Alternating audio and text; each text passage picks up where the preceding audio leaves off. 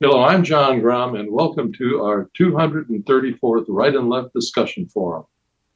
We hold our televised discussions twice monthly to demonstrate the value of civil, productive, open-minded political dialogue.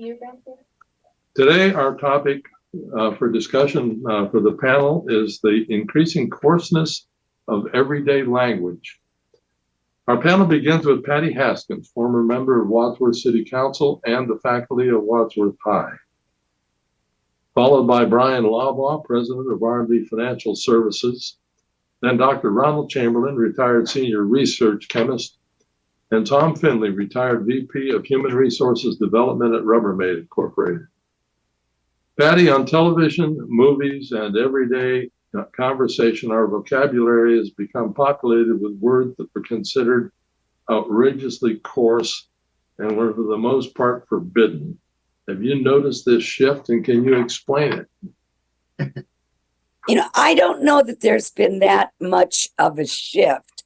I think it's been around for a long time. And I have to put a disclaimer on this. My friends know that my language is not always perfect. Well, you were a math teacher.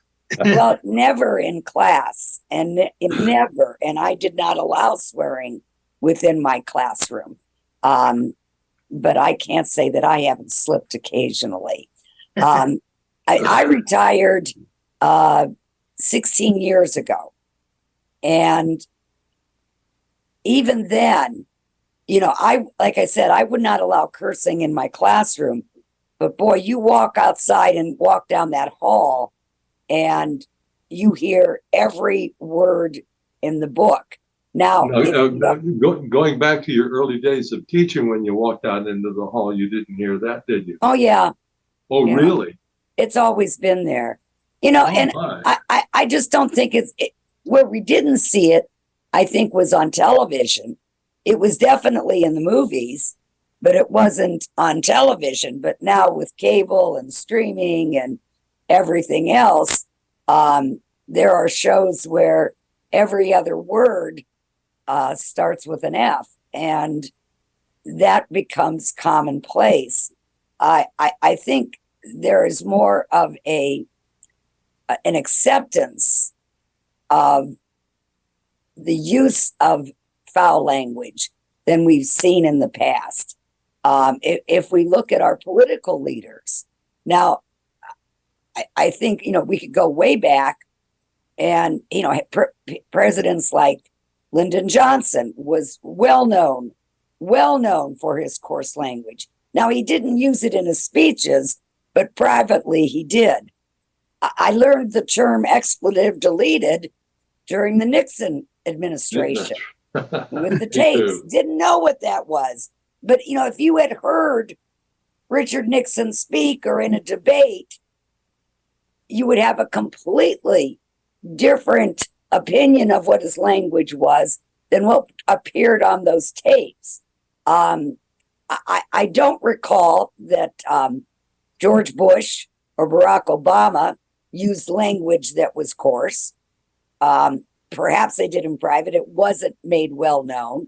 Joe Biden, of course, as vice president, had that famous slip on a hot mic when the Affordable Care Act was put into law. Just this past weekend, though, we have Donald Trump, who's at a rally and uses the F word during the rally, along with many others. And this is quite common for him. So there seems to be more of an acceptance in the use of the language, perhaps. And perhaps that's because so many of our leaders, so-called leaders of our country, are using that. I know that I think in some cases, though, you get to the point where some people will use language of that type so as to make a point and to shock the listener or the viewer. But if you use that language constantly, it is no more of a shock and just simply becomes commonplace. An odd reference, there was an episode of South Park about 8 to 10 years ago. And they counted up the number of times they used a particular swear word, and the whole episode was on it. And the idea at the end was the fact that the boys of South Park decided that it was no longer fun to say those words because everybody could. It was only cool to do when it was taboo. So that's kind of where I come from. I'm enough older than you, Patty, that when I was in high school, you didn't hear those words in the hallway. As a matter of fact, at one point there was I didn't when I was in high school myself. And I'll tell you, my very first idea of that, when I was in college, I got a job working at a restaurant. And everybody that worked in that restaurant used every word possible. And I blame all of my foul language on that exposure. Well, when I was in high school, there was a time where we had a party at this guy's house. And there was a lot of boys and girls from our class were at the party. And during the course of the party, one of the guys dropped the F-bomb. Well, it became the talk of the school the next day. Did you hear what Huebner said in front of the girls? I mean, we just didn't talk that way in front of girls. I remember my girlfriend at the time chewing me out for using the word hell. Anyway, that's Bryan. What are your thoughts? Well, I feel very strongly and agree with Patty that language is very important when it comes to being able to express yourself in a knowledgeable and intellectual and concise way. We've let words like the F word and SOB and all that kind of stuff work their way into our language, and they're used just gratuitously. Robin and I are out doing grandparent duty out here in the Mountain West, and we took our little 5-year-old to his flag football game yesterday, and the young mother that was sitting next to us used the F word like it was just a normal word to her. And it was, for me, it was shocking that a young mother would use that type of language around her 5-year-old son. I wasn't raised around people with foul language. I've mentioned this before. My father spent 23 years in the Army, retired from the Army without any tattoos, and very seldom used any words. I never heard him say the F word or SOB or anything like that. He might have said, damn, if he busted his knuckle, on trying to fix something, or the hammer hit his thumb or something like that. But it was never directed toward us. It was never directed towards my mother. There were several times when words were used and he would come down on you like a ton of bricks. Unfortunately, I know what soap tastes like. And that was just something that you knew was going to happen if you used language. It wasn't even the F word. I mean, it might have been something that kids just use, day to day now. I mean, you hear it in our language, and I can't help but think that it lowers our ability to communicate with people in a civil way. I don't think using the F word is civil in any way, shape, or form, but you hear it all the time in various combinations of words. I worked in a refinery to earn money for college, and the language that I heard there actually made me sick. The coarseness of it. Every conversation was a reference to some body part. To hear them describe women made me sick. Yeah. And I'm afraid that this is, seeped into our everyday language, where we refer to people in the coarsest terms. And I can't help but think that that's just not good for us. As as a community, as people that want to speak well of people. I think we can say things and be critical of people without using foul language. And I when I hear that type of language, it just turns me off. I just don't think that, and it's used so gratuitously. They just drop it into movies. They drop it in when it doesn't make any sense. There's no sense to it. It's just part of their everyday language. So I just think we need to elevate and be more civil in our language, and it would begin by stopping using these terms that when you grew up and when I grew up, you never. I mean, I don't think I ever heard the F word at school. Now, I went to school in the 70s. I don't think I ever heard that. And it was never, I searched my memory if I ever heard that word, and words like it and different combinations of that word, ever. And I just think it desensitizes us. It makes us less civil.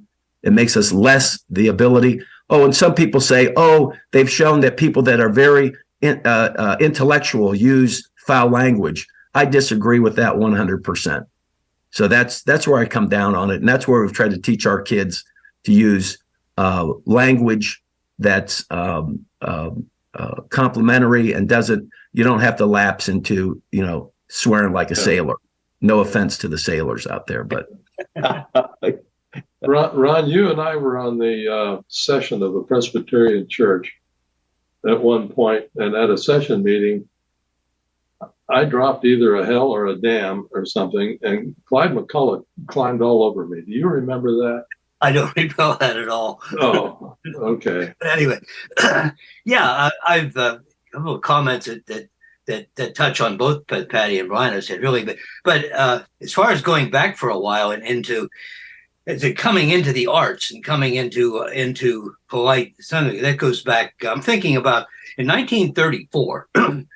Cole Porter, the songwriter, wrote a Broadway show called Anything Goes, and the title song of that has this phrase: "Good writers who once used better words now use four-letter words, writing prose, anything goes." So coming in, and about the same era, there's the famous "Gone with the Wind," where Red Butler says to Scarlett O'Hara at the end of it, and she says, "What will I do, Red?" He says, "Frankly, madam, I don't give a damn." Well, that created a great deal of furor, but all the people complaining about it missed the point about that.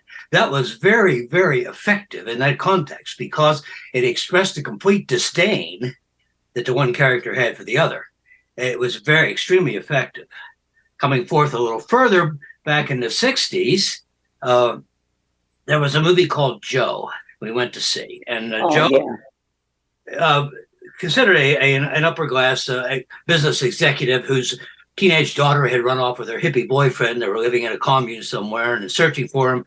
He made the acquaintance of this blue collar worker named Joe. He's played by Peter Boyle, by the way, who was Frank on Everybody Loves Raymond and the monster on Young Frankenstein.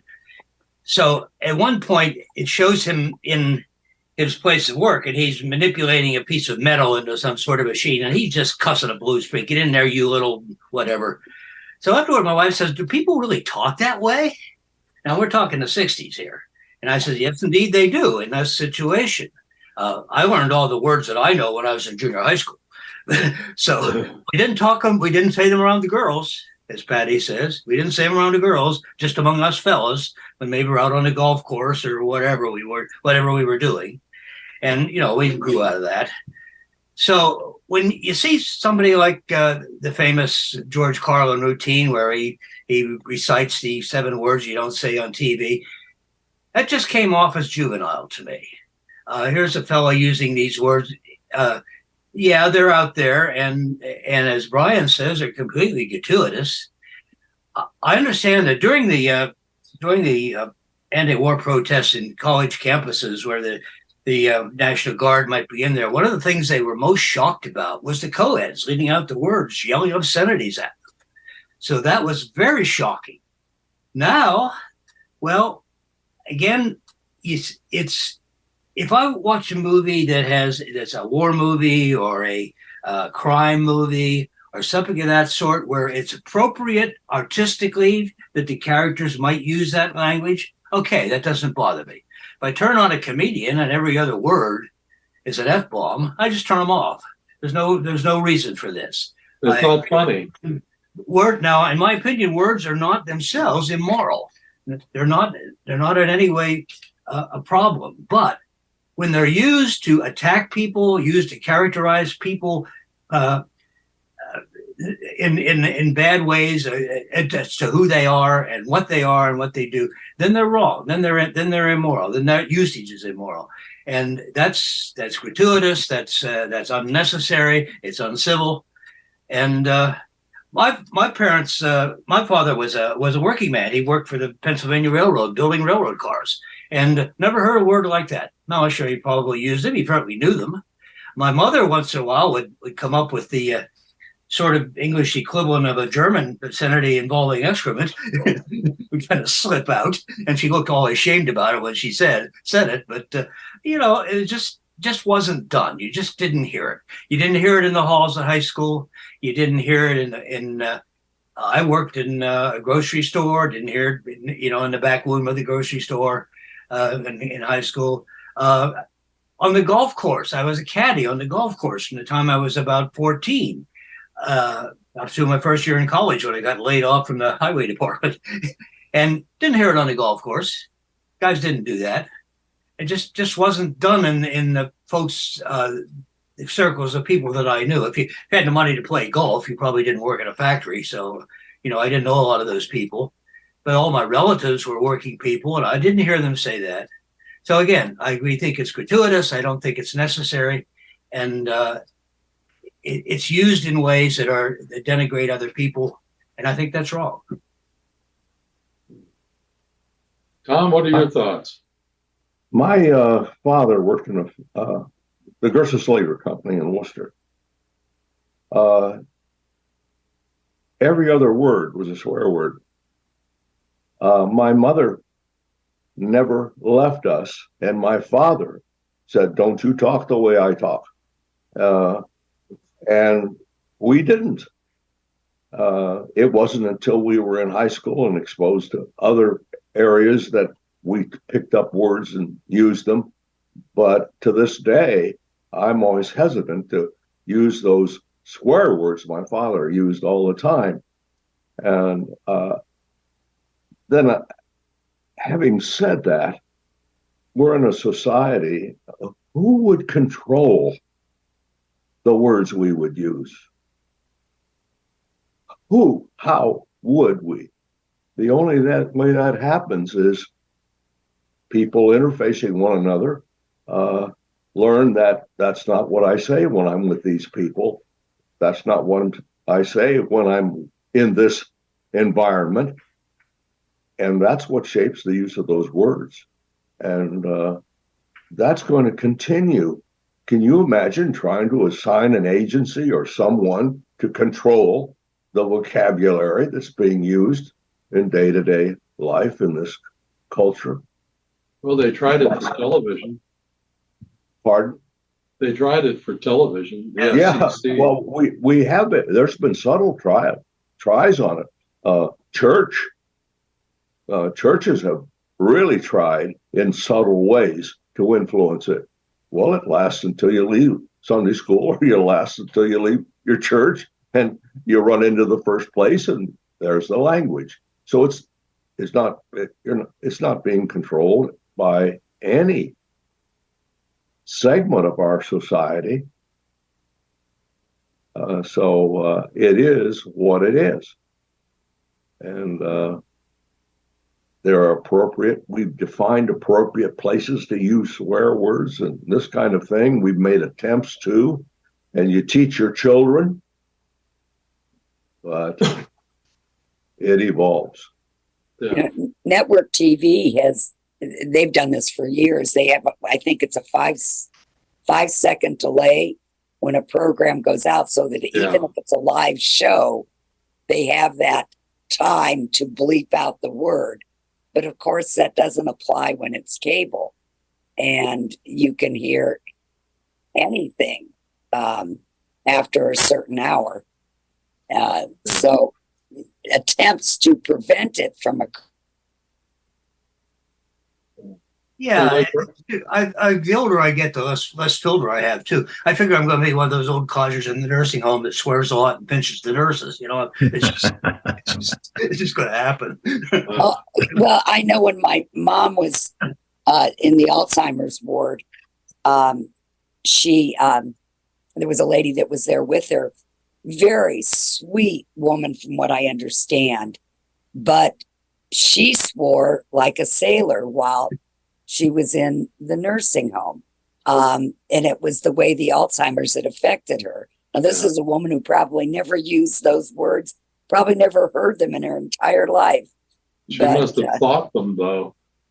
Well, for some reason, they came out. I guess that's not uncommon in that case for that to occur. Yeah. Well, most people don't have Tourette's or a medical condition, a dementia, Alzheimer's, right, where they slip into that. And I completely understand that.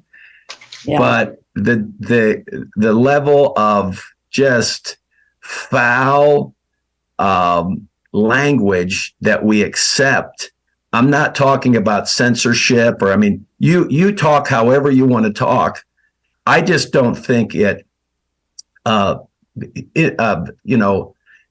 improves dialogue between people when every other word is some foul language or some combination of words. And I just don't see that making your point. If you lapse into the most basic, the most base language that you can use, I think you lose the argument. If you can't come up with words that are better than that and argue your point without calling the individual an MF or an F'er or, an SOB or something like that, I think you've already lost the argument. And it's so common now. It is so common. You go and it's sad. I mean, I think it really is sad if you go to school and kids are using that type of language. I don't even differentiate between men and women or boys and girls. I mean, I never heard those types of words coming out of a girl's mouth, but now I guess that's just part of the lexicon. Is just, every other word has to be F, and the sad part is, you need to be able to control yourself. If you use that word all the time, when you go in for that job interview, when you are speaking at your church or to your priest or to your minister, those words are going to come out because you are doing it all the time and you don't have that filter. Right. What you do and say in, the privacy of your own home is one thing. But there are places, I think, where it is inappropriate. And again, my friends know my language, so they might consider me to be a bit hypocritical here, but there are times and places where it's just not allowed. And unfortunately, it's become so common that people cannot get through a 30-second conversation without using 3 curse words. Yeah, there was a 3-month strike at PPG when I was working there, and they hauled us lab rats down to the factory. So I was in the old boiler. Remember that big tall smokestack they used to have? I was under that area, and the non-union guy there on the line, who was foreman, who was kind of supervising the thing, he says to us, you guys don't talk the way we do. So. Yeah. But again, it's just a whole difference of environment, and we still didn't talk the way he did, and he modified his language too while we were there. He didn't really speak to us in ways that he probably did when he was on the job regularly. So again, it's part of certain environments. It's crept its way into more quote unquote polite society, and it's very widespread, and it loses all its effectiveness. It really does. There's no shock value anymore. So I had a hard lesson when I was in grade school. When we got our report cards, all of our subjects, we were given a number grade, and it was up to us at some point, if we really wanted to average them all and find out what our total average was for the term. And it was pretty rare for me to be on the honor roll, but I worked out my average when I was in class, and I made the honor roll, and I was just lighthearted about that. Well, walking home from school with my friend Paul, we both lived about a mile away from the school, close to each other. For some reason, we both just busted into the foulest language, and we just swearing up a storm, and I just felt like I was free to do that because I made the honor roll. And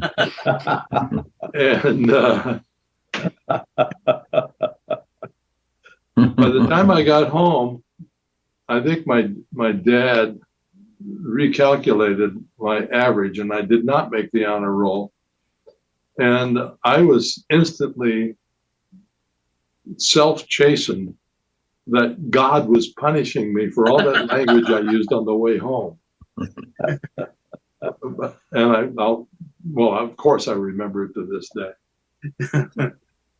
Anyway, it was well, and isn't that the point, that our society is going to shape and will continue to shape our languages, and the culture itself is going to be defined by the language we use. And in some ways, we don't have any control over that because there are so many of us, and who keeps track and who could make the change. that's a very interesting point. It's kind of a feedback thing, isn't it? You know, we define we use the language defines us, and society defines the language. It's an interesting point. You're right. Yeah. Well, in any event, we're out of time, folks. This turned out to be better than I thought. I was concerned about this topic. I really was, but thank you very much. You're welcome. Thought you didn't give a damn.